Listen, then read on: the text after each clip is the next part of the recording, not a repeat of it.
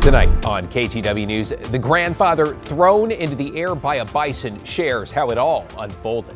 They move faster than you could ever imagine. Plus, the startling cause behind a Northeast Portland crash that killed a father and later the driver. And there's a car that just ran down two people off the sidewalk, the ambulances. Then, where crews are facing an uphill battle as wildfires explode across Oregon. Teams are out, resources are spread thin, it's rough. And later, in an update, how a Portland teenager's once-in-a-lifetime find in a Goodwill bin just scored him tens of thousands of dollars. Good evening, everyone. David Molko with you on this Monday as we take a live look over the Rose City with the forecast about to heat up and in a big way over the next 24 to 48 hours, which is why we are declaring a KGW weather impact alert. Celine Stevens is here with the first look at your forecast. Celine, sounds like we're talking about the upper 90s. David, we are. I mean, we have a heat advisory going into effect tomorrow, like you mentioned, the KGW weather impact alert, just because this is going to pose moderate to even major heat stress. So here's what we're looking at right now. Sky camera showing the Dalles 71 degrees over there. It was a warm one in the gorge today, and it's going to be an even hotter one tomorrow. So, of course, that heat advisory I just mentioned goes into effect early Tuesday, lasting through Wednesday night. So that's moderate heat risk to major heat risk. We're going to see overnight lows in the mid to upper 60s. So we're really not going to get a lot of that overnight relief that would help us in a situation like this. So you just make sure you're staying hydrated come tomorrow and Wednesday. If you have to be outside, take those breaks and things like that. And so again, that heat advisory for Portland down to Salem, Southwest Washington, over to the Dalles as well. Then we also have a red flag warning in areas down south in Bend. That goes into effect Wednesday because we're expecting to see thunderstorms that would produce lightning. Of course, if that hits that dry vegetation, it's going to spread. We also have an air quality alert over to the east in Pendleton. So again, a lot going on right now. So tomorrow, expect the day to start with some clouds. That cloud coverage should linger on and off throughout the day, ultimately burning off by the end of the afternoon, but it's going to be a hot one. Wednesday comes, there's the thunderstorms I was talking about. We could have some rain along the coast and also in Lynn and Lane counties over the Cascade. And then once we get to Thursday morning, we could see showers here at home, but that doesn't stop the heat. We're still seeing 90s for the next few days. So looking at the smoke forecast as well, light smoke in the Portland area. It was a bit hazy, moderate in Mount Hood, and then look down south. Again, all those wildfires burning. We're dealing with thick to very thick smoke in certain areas near Bend, Redmond, Sisters. That's something we're going to continue to see through the rest of the week. David, I'll have more in the full forecast in a bit. As you said, a lot to keep an eye on. Thanks, Celine.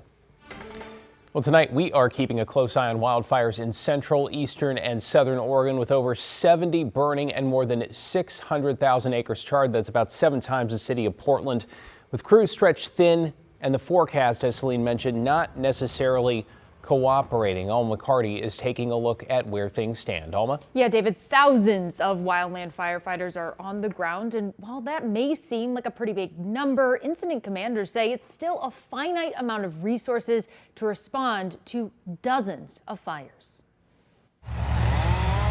Across Central Oregon, a snapshot of the hot, dry, and gusty conditions fueling extreme fire activity. This is a look at the Rogue Creek Complex fire in Wheeler County, the largest in the state at nearly 150,000 acres.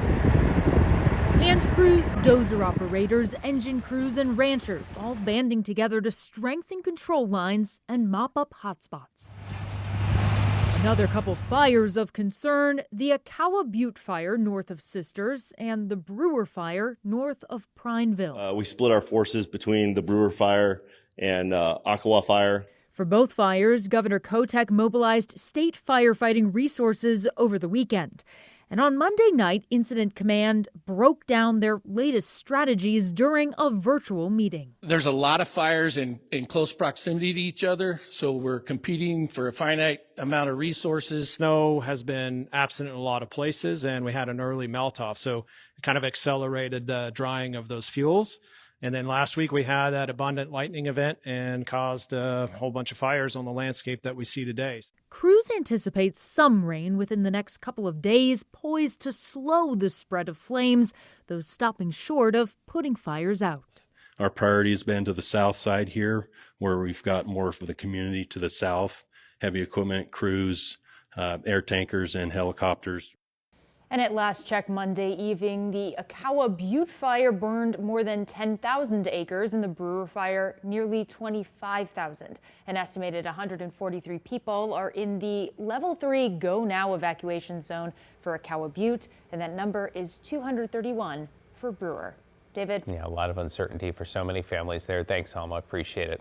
Let's give you the bigger picture now with some 25 large and uncontained fires burning statewide with more than 7,000 firefighters and support personnel. That includes over 100 from Washington and California who are helping out. Fire officials stress keeping the number of human-caused fires as low as possible will ensure crews are not overwhelmed. In Jackson County, the East Evans Creek fire is human-caused and destroyed more than 15,000 acres and 7 structures.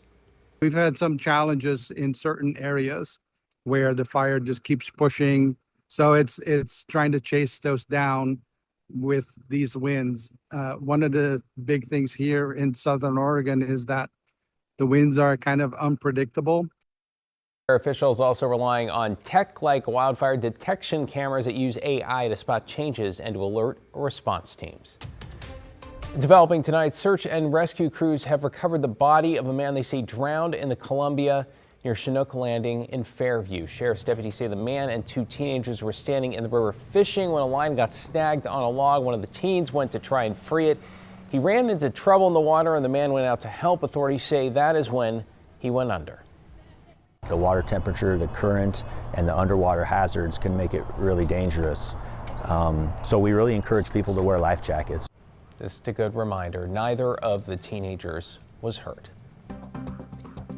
To get you caught up on tonight's other headlines now, Kaiser police are trying to locate the wife of a man found dead inside his home. Police found 59-year-old Walter Arthapeka on Friday. They're investigating his death as a homicide and are asking for help finding this woman, his wife, 56-year-old Shelly Ray Pekka. Authorities say she was last seen driving a red Ford Explorer with Oregon plate 716Q8X. The car was spotted in Kaiser Friday morning and then Saturday in Brewster, Washington. That's north of Chelan. Anyone with information should call 911. Portland police have made nearly a dozen arrests as part of a 2-day effort following a spike in gun violence. The most significant arrests involved teenage suspects in a violent crime spree. One of their alleged crimes is shooting of a Northeast Portland gas station manager during a robbery. We noticed in May and in June there's been an uptick in shooting incidents. So, it's sort of an intentional effort to refocus and try to see what we can do to intervene to stop that cycle of violence. Officers made 11 arrests, recovered 7 guns, issued 7 citations, and towed 10 cars. And Intel is reportedly planning to cut more jobs. The Oregonian reporting Intel told workers in its data center group to expect cuts, though it's unclear how many or whether workers in Oregon could be impacted. Intel says the changes are part of a broader plan to become more efficient. The company has already cut thousands of jobs worldwide, including over 3,000 in Oregon over the past 2 years. Tonight, a KGW investigation is following up on a troubling crash caught on video, a vehicle barreling down Northeast MLK, hitting pedestrians and other vehicles. Now, newly obtained police reports and video from August of last year show how it unfolded. According to police reports, 60-year-old Curtis Leroy Palmer's right prosthetic leg became wedged in the pedals, leading him to unintentionally speed up. Take a look. Though he did not apparently try to brake with his left prosthetic leg. One of the pedestrians Palmer hit died, Daron Craig. We spoke with his ex-wife a day after the crash. He always cooked for them, always played with them, always went to the park with them, rode bikes with them. Like, he was always up for doing what they wanted to do.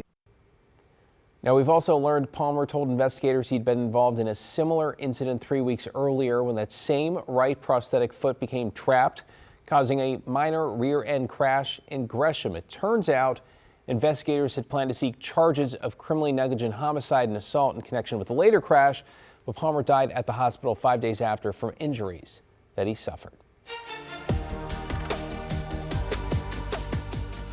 Well, to a live look at Moto with concerns the divide between city leaders and the Trailblazers over the future of the aging city-owned arena, well, could be widening. That's after team sources told The Athletic the city's first proposal for a deal is a, quote, non-starter. The city's first offer largely included some of what the Blazers have asked for, full public funding requiring no upfront money from team ownership.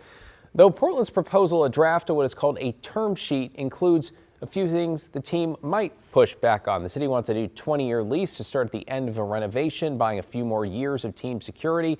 Portland also wants the Blazers to hire local union workers to work on the arena. And perhaps the biggest one, Portland wants taxpayers to get some of their investment back, $3 million a year from the team in lieu of paying rent or property taxes. Portland City Council President Jamie Dunphy says he's growing increasingly frustrated.